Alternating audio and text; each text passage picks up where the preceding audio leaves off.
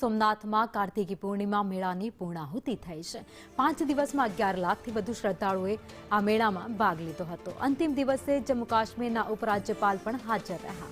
જાણીતા કલાકારોએ લોકોને મંત્રમુગ્ધ કરી દીધા હતા। તો સોમનાથ @17 પ્રદર્શની યાત્રિકો માટે વિશેષ આકર્ષણનું કેન્દ્ર રહી હતી, જેમાં અનેક એવા કલાકારોએ પરફોર્મ કર્યું હતું।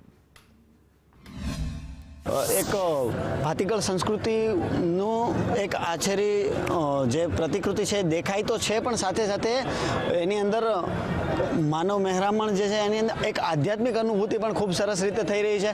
આજના મેળાની અંદર આવીને હું તો એવું ઈચ્છું કે ભારત વર્ષના દરેક ખૂણે ખૂણેથી નાગરિક આ દેશ આ મેળાની અંદર આવવો જોઈએ, આ મેળાને માણવો જોઈએ અને ખરેખર અહીંયા એક અલગ જ પ્રકારની અનુભૂતિ છે અને તે અનુભૂતિનો દરેકે અહેસાસ કરવો જોઈએ। 27 નવેમ્બરથી લઈ અને 1 ડિસેમ્બર આ 5 દિવસના મેળામાં લગભગ 10.5 લાખથી વધારે લોકો એ આ મેળાનો આનંદ માણ્યો છે।